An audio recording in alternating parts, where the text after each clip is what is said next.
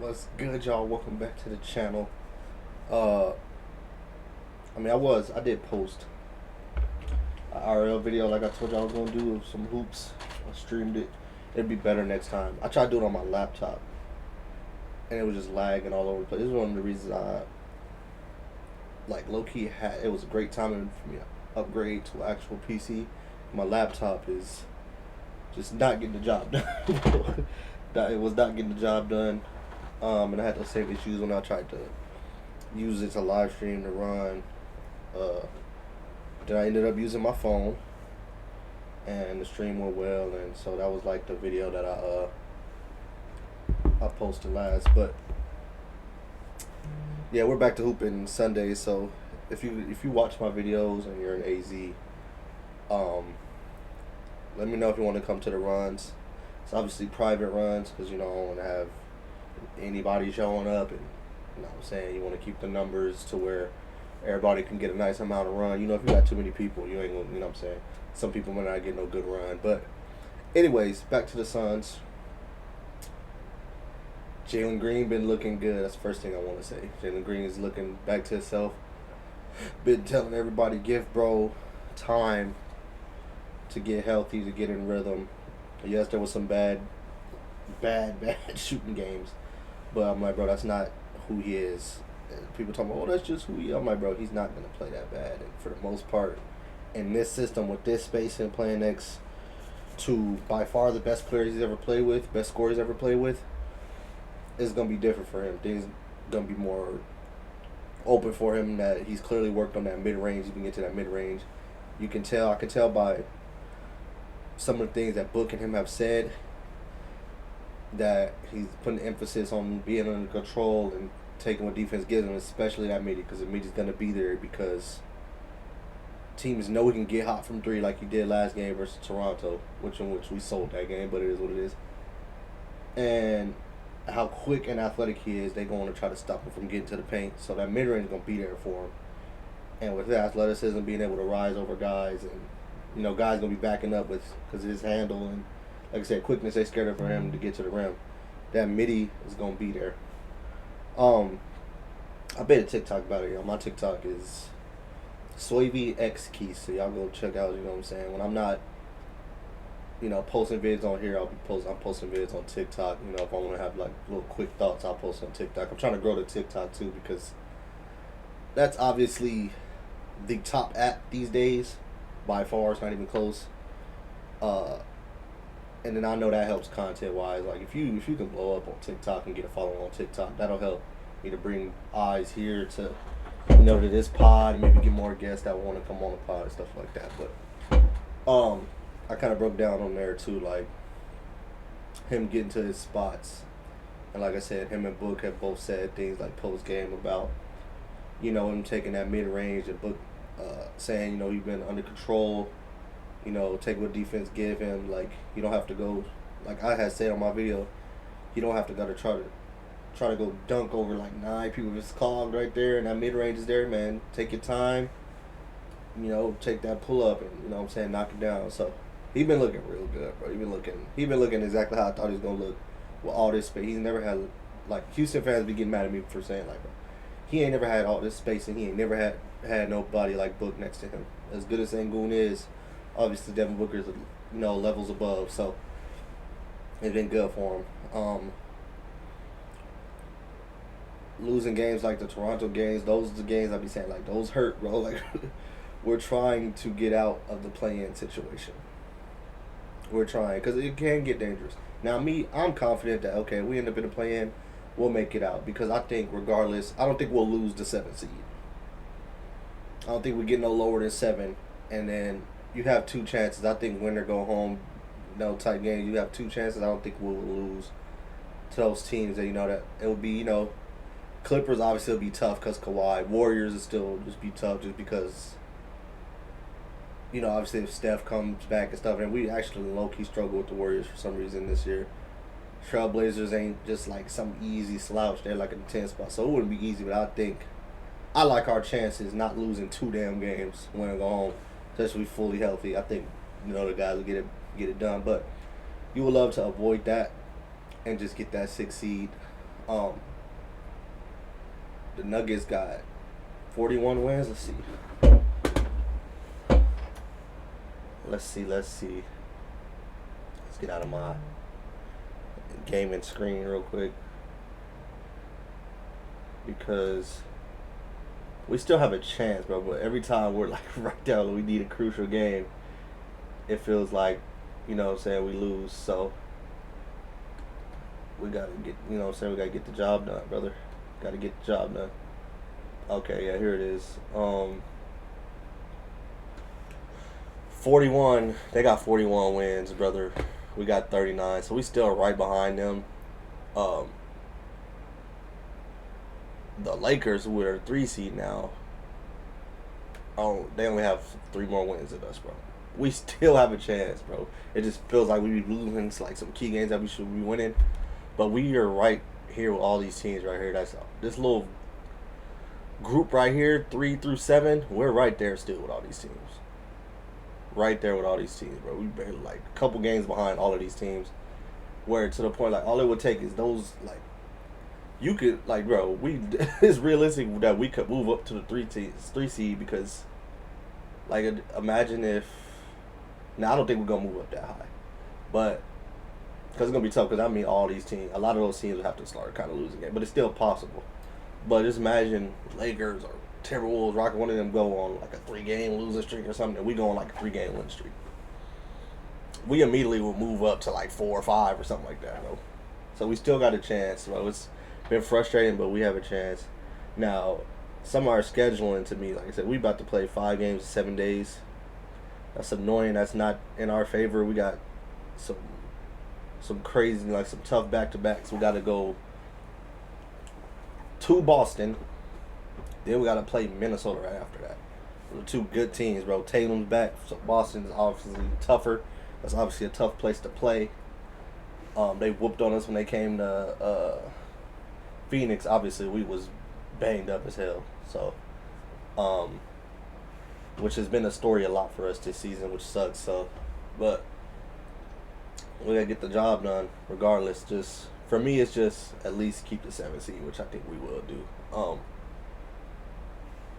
Now, let's talk. We gotta show Rasheer some love. We were just talking about Rasheer. On my last video, the last video I actually made about the Suns, we actually. I don't want this to be echoing, but brother, this dude is way better than I thought he was gonna be this season. I thought he was gonna be good. I thought him and Kaman might be able to play their way into getting minutes. Kaman to me has been playing well too when they do actually play. I wish we would have played him more in that Toronto game.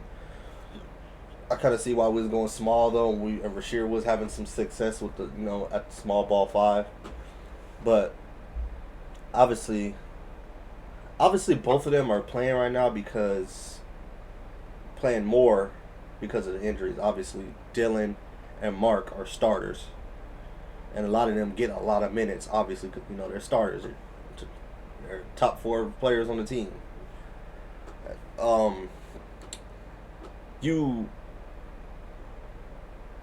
We're gonna have to see, like I said, how Ott's gonna. At the least, I feel like Ott, regardless, when everybody's healthy, regardless, Rasheer has to play. And to me, and to most of us, Rasheer is good enough now to start. Cause you think about it, his role is like nothing crazy to it. Like, oh, he's shown to me he's ready to take on a 3-and-D role, where his role is really like hit spot up threes, play defense at a high level, and rebound. And he's doing, every time he plays, he does all 3 of those things really well. That's all he got to do right now. Like, we're not gonna be asking him to do a whole bunch of playmaking and stuff like that, like cut, finish. Like, his role is real simple, and the stuff he can already do right now as a rookie at a high level. He already defends at a high level. He didn't show like, bro, that spot up 3 is real. Like, he, I knew he could shoot, but I didn't know he could shoot this well, bro. I didn't know he could shoot. Every time Rasheer shoots now, I think it's going in. He got a good stroke, like, bro. He confident. You can see he confident when he shoot it. He's shown he's a great rebounder already. Like I said, defense already speaks for itself. The shot blocking, the defense as a whole, bro. Him protecting the rim, those blocks, that sequence he had versus Toronto, bro, that was nuts.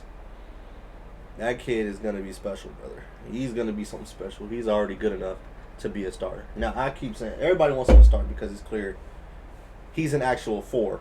No disrespect to Royce. Royce is a 3 to me, but Royce to me like has been holding it down. No, I will say that for the most part. But towards the end of that Toronto game is another reason why you want to have a bigger, better defender for those bigger wings like that. We've had this issue before. Those BIs and Kawhis of the world, like you're having Royce on him. Damn, Royce is a little small. Like it's gonna be tougher on them, tougher for Royce to guard those guys. And like Rasheer could bother those dudes way more. Rasheer was clearly bothering BI when he was in the game. Like he swatted BI twice in a row, bro. Damn, like most people want him to start, obviously for a reason. He's ready. Whether he starts or not, he's clearly a start on this team. There's no way in hell he don't start at the 4 next season. There's no way in hell he doesn't. He's already too good. And that don't mean Royce got to go nowhere. Royce is a great player, great shooter, one of the top shooters in this league. He could still stay here and come and just be part of that bench mob with Grayson and Colin. And, bro, that's 3 elite, bro. Those not just... those are 3 elite shooters we have. Grayson is an elite shooter. Colin is an elite shooter. Royce is an elite shooter. Having those 3 off the bench is something crazy, bro. I think you done found your 4. If some like star isn't made available or something this offseason, because obviously teams are going to be looking to see who's available. If not, you good at the 4. We've been looking for a 4. Rasheer is it, bro. It is what it is. He's him. It's him. Because I was saying, like, bro, it's either going to be him or Ryan. But right now, obviously, it's looking like Rasheer. And that don't mean, too, y'all people keep trying to act like we got to get rid of Ryan. Ryan is still a good player, too, that's developing. People develop at different speeds, brother. Had different strengths and weaknesses in college. So, we have a lot of good players, brother. Highsmith. That's another, a lot of y'all assume Highsmith was going to be a starter next year, bro. And he's good enough to be a starter. It's good to have all these good players, bro. All these playable wings, bro. I've always said, bro, no wings, no rings. We got wings, bro. Like, there's no need to try to get rid of guys. Like, obviously, if there's some good trade packages out there, you might have to give up some of these dudes, but you just got to be smart about it. That's all. And I'm trusting Brian Gregory's judgment and his moves so far, bro, because he didn't hit most of his moves, bro. He didn't hit on most of them, bro. Like, it's getting spooky, bro. It's getting spooky. I've been waiting to have a whole bunch of good wings on this team. I've always said, bro, get me 3 legit scores. Book and Jalen is obviously scores for real, for real. Grayson is more than a 3-point shooter. Dylan, obviously, to what he's bringing, and then put wings and have good defensive centers, and bro, that is the formula. That's the formula to be a contender. And the only reason we not seen as contenders right now is because people don't believe in Jalen Green, and we're a little younger, and you know, a lot of these people, like, we still got, like, a lot of the roster we still got to see develop a little more. Like, as good as Rasheer is, we still got to see more development from him. Come on, Ryan also didn't turn into what he didn't turn into, but he's been great this year. He's still got a lot of development he can do too, just offensively, and you know, him and Ryan, you know, still got a lot of work to do when it comes to the free throw line. So, but man, bro, I think we can be a contenders as early as next year, because I think Kaman is gonna take leaps. I think Ryan to get better, Rasheer get better.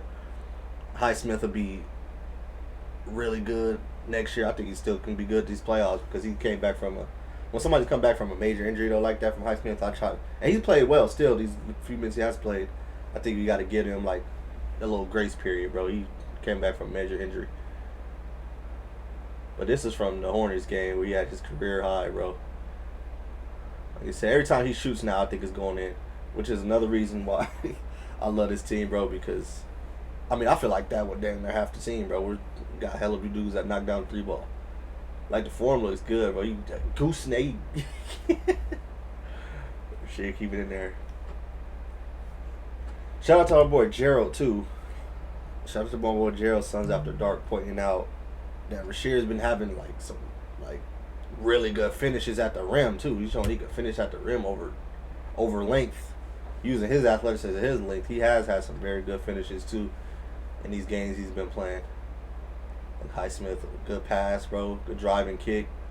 Every time he shoot, I think it's going in like, bro. I'm about to get on 2K, bro. After this, bro, I'm about to see, man. Hey, man, did y'all upgrade my boy Rasheed, bro? He needs a bump in his ratings, bro. He's one of the ones. A lot of people is comparing him. I know people get mad at the Kawhi comparisons. Defensively, he do be looking like Kawhi. I'm not gonna lie to you. Defensively, he do. Defensively, he be looking like a young San Antonio Kawhi. No cap. I've seen Anunoby comparisons. I get that. I see a lot of Jeremy Grant in him. I think he's a little better defensively than Jeremy Grant, but I see some early Jeremy Grant in him. Some Aaron Gordon. He could turn into what Aaron Gordon is right now. I see how good Aaron Gordon obviously is, and how good he played. You know, that Lakers and Denver game was fire last night. Right? He turns into that, bro. That's already. He turned into that. You immediately, to me, become a contender. You got all the other pieces. To me, I think our main issue has just been size. I think we got everything else fully healthy. I think we got the 2 scores, the elite defense. So we just needed to have the size. To me. And like I said, people's tone about what I'm saying right now would be different if we wasn't hurt all damn year. Because I really believe we'll be a top 3, top 4 seed. And the tone about us and our future will be a lot different. But just remember this. People going to see, bro. Because a lot of people was calling me crazy before the season when I said this team was going to be elite on defense. And they look at them. They are. So that should be chicken cash, gang. Straight cash. No, they did not just hit me with an ad. Anyways. Y'all get it, bro. Y'all get the gist. I think it's still possible we can end up top 6. It's obviously gonna be tough though. Cause like I said, I feel like we lose like maybe one of those crucial games and something goofy end up happening, like us losing that Toronto game. But I ain't gonna put it all on cause like I said, I think we've had more bad luck than a lot of those teams above us in the West when it comes to injury, like for sure. Just think about this. Grayson's not even a starter, but Grayson is hella important to the team scoring wise because he's that other guy outside of Book and Jalen that can constantly like beat guys off the bounce and go make a play. Book has missed significant time. Jalen obviously has missed like 40 plus games. Dylan now didn't miss significant time. We still don't know when he's coming back. Mark is now missing time. He's been mostly healthy most of the year, which is great, bro. That's great. But now he has a foot issue. 4 of those guys I mentioned are starters, like legit starters. Obviously, Book and Jalen are for sure starters. Dylan, obviously, for sure starter. Mark, for sure. That's 4 of our 5 starters that have missed significant time. Y'all can correct me if I'm wrong. I don't know if any of those other teams in front of us has had that bad of luck when it comes to like they started lineup and they starters missing games, bro. And even still, the 3 seed, which is the Lakers, only got 3 more wins than us.